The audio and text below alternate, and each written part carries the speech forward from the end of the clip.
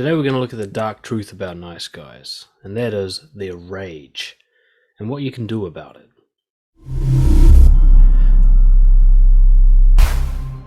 So nice guys come in all shapes and sizes. I think of it as a spectrum with lots of different qualities. If you're an introvert, it's different to being an extrovert. If you're self-centered, it's different to being outwardly focused. There's lots of different types of nice guys. And what I'm always interested in my work, because I really do specify my work to be confidence building for nice guys, is I'm looking for the things they have in common. There are a few, fear of confrontations, for example, but the thing that they most have in common, that's at the heart of all of it, that comes from anyone living a lifetime of being a nice guy, is rage. Now, rage is a kind of permanent state of low-level anger. Okay, it's not the emotions we think of in terms of anger, happiness, confusion, sadness, but a deeper level of feeling. Like confidence is a deeper level of feeling while all the other emotions happen over the top, rage is a deeper level of feeling. So a constant bitterness, resentment, frustration, and deep anger about the world, about life, and that's always sitting there. Sometimes it's quiet and sometimes it's loud, but it's always there. That's what I'm talking about when I say rage. Many nice guys will deny the existence of this rage because they are terrified of it and because it goes so much against their persona. They think of themselves as a nice guy. How can a nice guy be full of rage? It doesn't make sense to them, so they deny that part of themselves, even though it's been whispering or shouting at them their entire lives. So if you want to remain in denial, then stop watching this video and go about your life that simply doesn't work. Or you can face this core fear, this core problem that is actually at the heart of all of your suffering and overcome it instead of burying your head in the sand. Nice guy rage generally comes out in one of two ways: explosions or implosions. Dr. Robert Glover coined the term puke, which is when a nice guy explodes with his rage. This is usually a largely unprovoked, unreasonable reaction of anger and rage and resentment towards what looks like a minor piece of behavior, an overblown explosion, like the straw that finally broke the camel's back. So quite often, nearly all nice guys at some point have a puke. Most nice guy teenagers have holes in their wall that they cover with a poster, or they have these rage attacks by themselves. I remember driving my car once, like scream crying while I was punching the steering wheel for no fucking reason at all. Maybe someone cut me off or something, or I was just thinking about how unfair life was. And it just all came out. So there's an explosion. Then there are the people who are far too afraid of confrontation and of hurting others to ever allow an explosion to occur, and they have implosions instead, which is essentially some form of self-harm. So you have depression and suicidality and actual cutting, the extreme forms of self-harm. But it can be things more like binge drinking, drink driving, risk-taking behavior, going to dangerous places, hanging out with dangerous people, having unprotected sex, kind of moves that are designed to hurt your life, to kind of lash out in some way at yourself. Even though it might look quite indirect, if it was something you did to somebody else, you would consider that to be very harmful behavior. When you do it to yourself, you've always got an excuse. But if you understand that all that stuff you've ever done to sabotage your life comes from this ball of rage you have about yourself, it'll make a lot more sense why you do these stupid things. I was a probation officer for many years, and I specialized in high-risk offenders, and one particular type of offender I worked with were murderers. Now, in New Zealand at least, murder has about a 50-50 ratio, which is about 50% of murders are things like gang killings and assassinations and strangers beating each other to death, and the other 50% are domestic violence. Okay, men killing their partners, usually out of fucking nowhere. No history of violence, no call-outs from the police, no record on their rap sheet, nothing. Just out of nowhere, the guy will strangle his partner to death. That is actually a very, very common form of murder. And I used to work with a lot of these guys, and they were nice guys. Almost to a T. None of them were psychopaths or sociopaths. They all seemed pretty normal, pretty decent dudes. And one day they just snapped.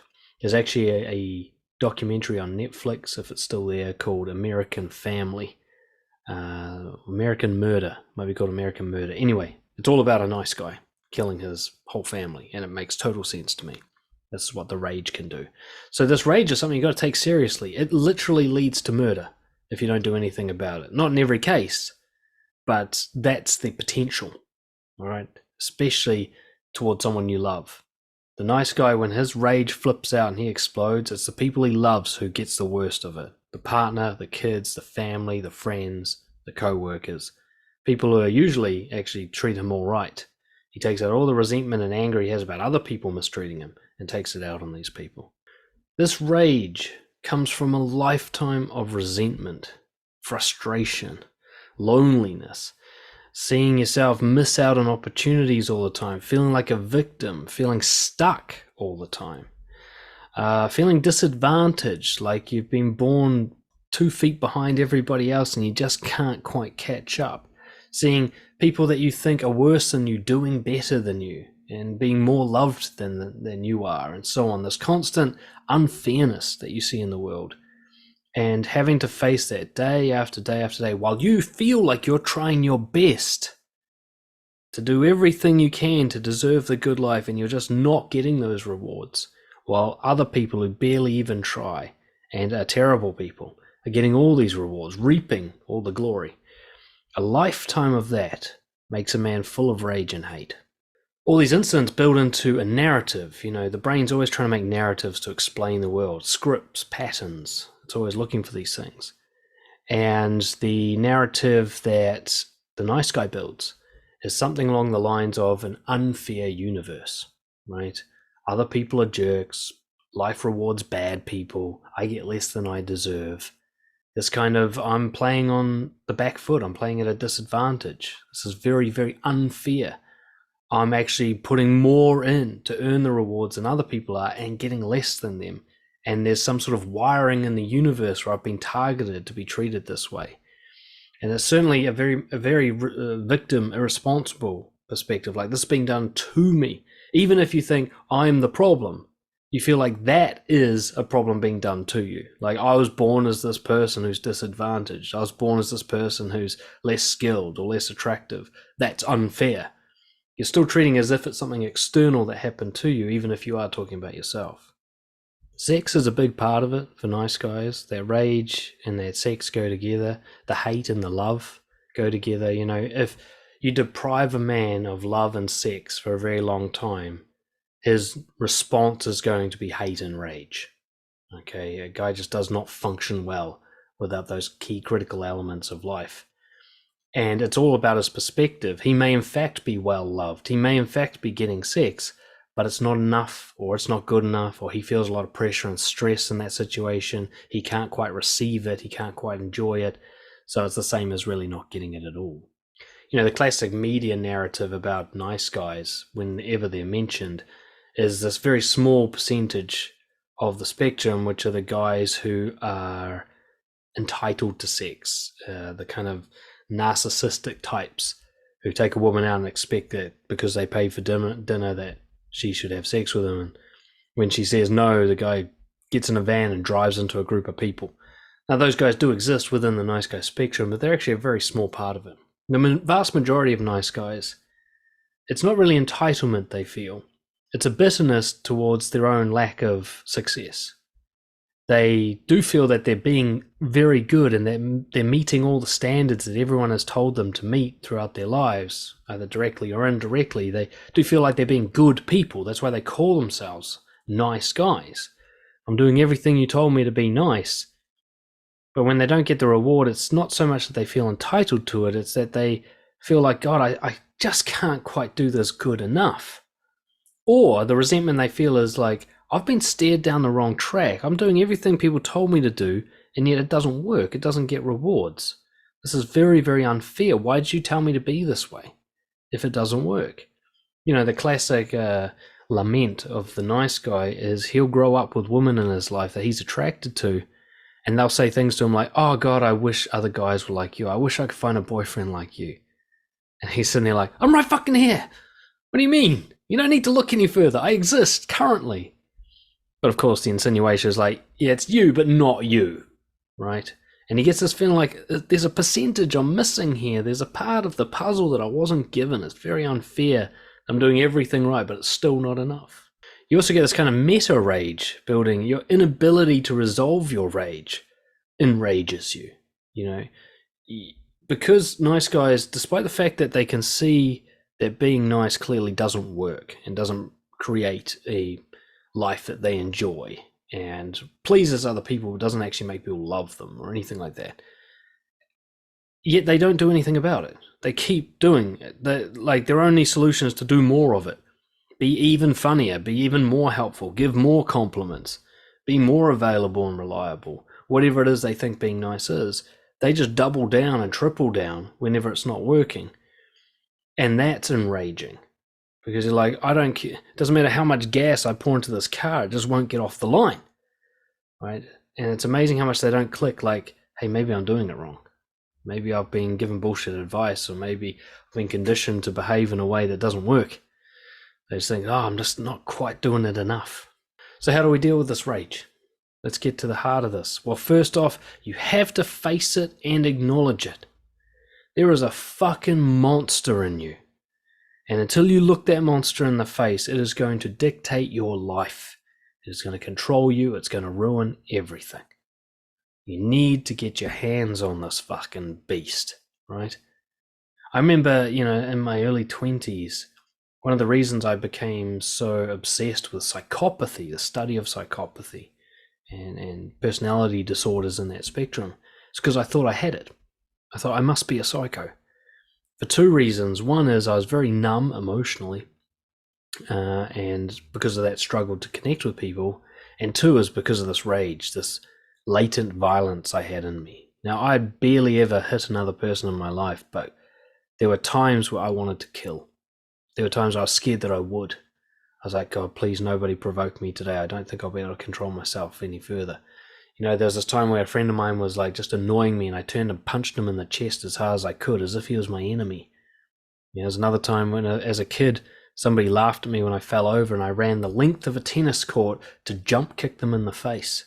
There was these moments of violence that burst out of me, very rare. But when they happened, they scared me. What am I capable of?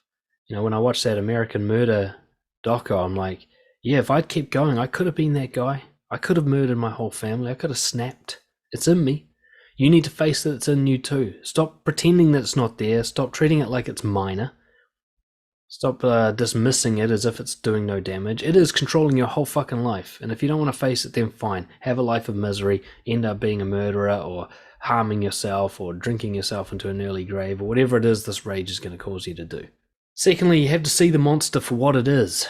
It's not an unfair world. It's resentment at yourself for not being the person you should be.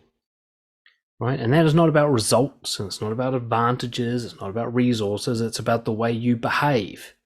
Everything that's happening in your life, all the unfairness and misery and suffering that you're experiencing, is a direct result of your decisions and your behavior and nothing else. You've created this life. You didn't mean to. You thought you were doing it right. Newsflash, you weren't. You were doing it very fucking wrong, and that's why you've got wrong results. You have to take responsibility. Your rage, at the very least, you've got to see that you're angry at yourself, right? Not for being disadvantaged or disabled or whatever it is you think that is the reason for your poor results, but because you haven't been courageous, because you haven't been responsible, because you haven't been honest, okay? Because you haven't taken risks, because you've disrespected yourself. These are all choices you made that you have full control over. And they are the reason that your life sucks. And they are the reason for your rage. Nobody else has hurt you. You've hurt yourself. If anyone else hurt you, it's because you let them. This is nobody else's problem. There's not an unfair universe, or I should say there is, but it's unfair on everybody. It doesn't give a fuck about any of us. You can't sit around waiting for it to reward you for superficially nice behavior, for you to pretend that you're a good person. Even if there was a God, even if the universe worked that way, it would see through your act. It knows you're just doing it to get rewards. It knows you're not altruistic. So cut the fucking crap already. Third part, when you finally acknowledged and accepted that this thing is caused by you, you ask yourself this question: who do I need to become so that I no longer feel resentment or frustration or bitterness or hate? How do I need to change? I don't mean what stuff do I need to get and what results should I have to feel better, but how do I need to be? Right? Do you need to be more honest? Do you need to be brave? Do you need to be humble?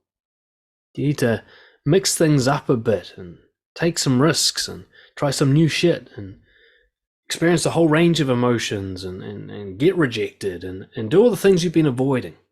Is that the guy you need to be so that you can rest in peace at night and go, fuck, it doesn't matter what my results are because I fucking crushed it today. I was a good man today. I wasn't just playing an act of being nice. I mean, I was solid. I was respectable. I would admire me if I watched me. You gotta ask yourself the question, who is that guy? How do I be him? That is the solution to your rage. Your rage goes away when you start being him. If you want help to become that guy, get in touch, dan@brojo.org. I've transformed thousands of nice guys into men of integrity. It's actually not that hard. It's just uncomfortable. You can do it. Anybody can. Get in touch if you want help doing it. I'll see you next time.